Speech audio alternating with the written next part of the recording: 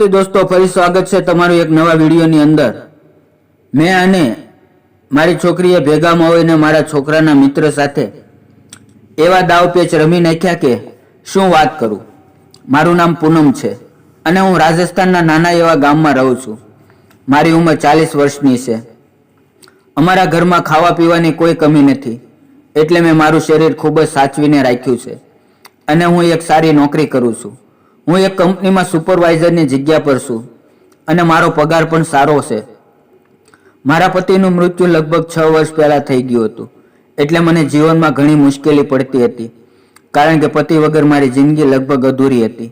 પરંતુ મેં પોતાની બુદ્ધિથી મારા છોકરાના મિત્ર સાથે તમને જણાવી દઉં કે મારે 2 છોકરા અને 1 છોકરી અને 1 છોકરો। મારા છોકરાનું નામ દીપક છે અને તેની ઉંમર 21 વર્ષની છે। તે બહાર રહીને ભણે છે।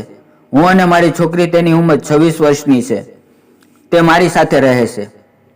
અમે મા દીકરી એક મિત્રની જેમ રહીએ છીએ અને એકબીજાને પોતાની દરેક વાતો શેર કરીએ છીએ। અમે બંને માર્કેટની અંદર ખૂબ જ ખરીદી કરતા અને બહારથી ક્યારેક ક્યારેક જમવાનું પણ મંગાવતા અને એમ જ ખુશી ખુશીથી દિવસો વીતી રહ્યા હતા। પરંતુ મારું મન હવે બહેકવા લાગ્યું હતું, કારણ કે મને રોજ સાંજે મારા પતિની યાદ આવતી। એક દિવસની વાત છે, આજે રવિવાર હતો એટલે મારે ઓફિસે જવાનું નહોતું। હું રસોડામાં રસોઈ બનાવી રહી હતી અને મારી છોકરી શાકભાજી સમારી રહી હતી। ત્યારે અચાનક મારા છોકરાનો દોસ્તાર અમારા ઘરે આવ્યો અને તેને સારી રીતે ઓળખતા હતા। તે તેની સાથે અભ્યાસ કરતો હતો। મેં તેને નાસ્તો આપ્યો। નાસ્તો કરતાં કરતાં તેણે જણાવ્યું કે આજે સાંજે દીપક ઘરે આવવાનો છે। શું તેણે તમને ફોન કરીને જણાવ્યું નથી? મેં કહ્યું, ના બેટા, તેણે ફોન તો નથી કર્યો, પરંતુ 2-3 દિવસ પહેલાં તે કહી રહ્યો હતો કે તે જલ્દી ઘરે આવી જશે। મેં તેને પૂછ્યું, દીપકનો અભ્યાસ કેમ ચાલે છે અને તેની તબિયત કેમ છે? તે ખોટી રીતે પૈસા તો નથી બગાડતો ને? તું તો તેનો બેસ્ટ ફ્રેન્ડ છે, એટલે તેને ખબર હશે। તેણે કહ્યું, અરે આંટી, હું તમને શું કહું, ત્યાં મારા રૂમની બાજુમાં એક આંટી રહે છે। તે તેના ચક્કરમાં પડી ગયો છે। તે તેની સાથે ખૂબ જ રખડે છે। તેની વાત સાંભળીને મને મારા છોકરા દીપક ઉપર ખૂબ જ ગુસ્સો આવ્યો। તે કહી રહ્યો હતો કે હું એ જ વિચારું છું કે દીપકને તેનાથી અલગ કઈ રીતે કરું। ત્યાં અચાનક તેના ફોનમાં કોઈનો ફોન આવી ગયો। તે બહાર જતો રહ્યો। સાંજના 6 વાગ્યે મારો છોકરો દીપક ઘરે આવ્યો। તે મને પગે લાગ્યો અને આશીર્વાદ લીધા। થોડી વાર પછી અમે બધા સાથે બેસીને વાતો કરવા લાગ્યા। મેં તેને પૂછ્યું, તારું ભણવાનું કેમ ચાલે છે? તો દીપક કહેવા લાગ્યો, માં, મારો અભ્યાસ બરાબર ચાલે છે અને મેં સરકારી નોકરીમાં ભરતી માટે એપ્લાય કર્યું છે અને મને લાગે છે કે આ વખતે મારું સિલેક્શન પણ થઈ જશે। દીપકના મોઢેથી આવી વાત સાંભળીને મને ખૂબ જ ખુશી થઈ ગઈ। તે ઘણા સમય પછી ઘરે આવ્યો હતો। પછી અમે બધાએ નાસ્તો કર્યો અને રાત થઈ ગઈ તો અમે સૂવા માટે જતા રહ્યા। હું સૂતા સૂતા દીપકની વિશે વિચારી રહી હતી કે હું મારા છોકરાને તે આંટીના ચક્કરમાંથી કઈ રીતે બહાર કાઢું, અને વિચારતા વિચારતા મને ઊંઘ આવી ગઈ। લગભગ 10 દિવસ થઈ ગયા હતા। એક દિવસ સવારનો સમય હતો અને મારે ઓફિસે જલ્દી જવાનું હતું, એટલે હું સવારે વહેલા જાગી અને જમવાનું બનાવ્યું। ત્યાં અચાનક મારા ફોનમાં મારી બહેનનો ફોન આવ્યો અને તે બોલી, દીદી, તું જલ્દીથી ગામડે આવી જા, પિતાજીની તબિયત ખૂબ ખરાબ થઈ ગઈ છે। તેની વાત સાંભળીને હું જલ્દી ગામડે જવા માટે તૈયાર થઈ ગઈ। હું મારી સાથે દીપકને પણ લેતી ગઈ।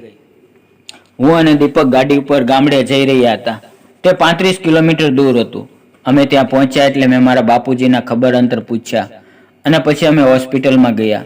2-4 દિવસ ત્યાં રોકાયા। પછી બાપુજીની તબિયત સારી થઈ ગઈ એટલે અમે ઘરે જવા માટેની તૈયારી કરવા લાગ્યા। ત્યારે મારા મોટા ભાઈએ કહ્યું, આજે અહીંયા રોકાઈ જા, કાલ સવારે જતી રહેજે। મેં ભાઈને કહ્યું, મારું પણ રોકાવાનું મન છે, પરંતુ ઘરે મારી છોકરી એકલી છે અને આમ પણ હવે પિતાજીની તબિયત સારી છે, એટલે મને જવા દો। હું ફરી વખત આવીશ ત્યારે જરૂર રોકાઈશ। મારા મનમાં વિચિત્ર વિચારો આવતા હતા અને મન ઉદાસ પણ હતું। હું મારા છોકરા પાસે ગઈ અને મેં તેને કહ્યું, તું મારું એક કામ કર। તો દીપકે કહ્યું, મમ્મી તમે બોલો, શું કામ છે? તો મેં દીપકને કહ્યું, દીપક, હું ખૂબ જ બોર થઈ ગઈ છું અને મારું મન ક્યાંય લાગતું નથી, એટલે આપણે મા દીકરો એવું કરીએ તો? મહેરબાની કરીને મને ના ન પાડતો, હું તારી પાસે ખૂબ જ ઉમ્મીદથી આવી છું. તો દીપક બોલ્યો, મમ્મી, એમાં ના પાડવાની વાત જ ક્યાં છે. પછી અમે બંને તે બધું કર્યું. હવે હું ખૂબ જ ખુશ હતી અને મારો છોકરો પણ ખૂબ ખુશ હતો. મને લાગ્યું કે મારી બધી ખુશી હવે છોકરાના રૂપમાં પાછી આવી ગઈ છે.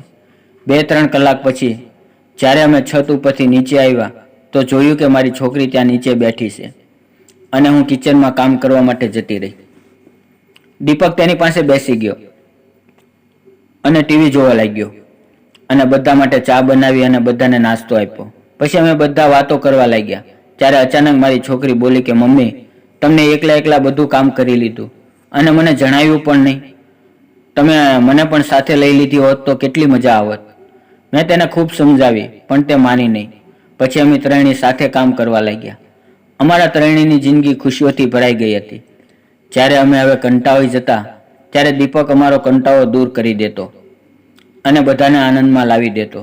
થોડા દિવસ પછી મારા દીકરાની સરકારી નોકરી લાગી ગઈ અને તે ટીચર બની ગયો. હવે મને તેના ભવિષ્યની જે ચિંતા હતી તે પણ દૂર થઈ ગઈ. તે હવે મોટા શહેરમાં જતો રહ્યો. અમારી જિંદગી સાવ બદલાઈ ગઈ હતી. પછી એક દિવસ તેનો મિત્ર ફરીવાર અમારા ઘરે આવ્યો.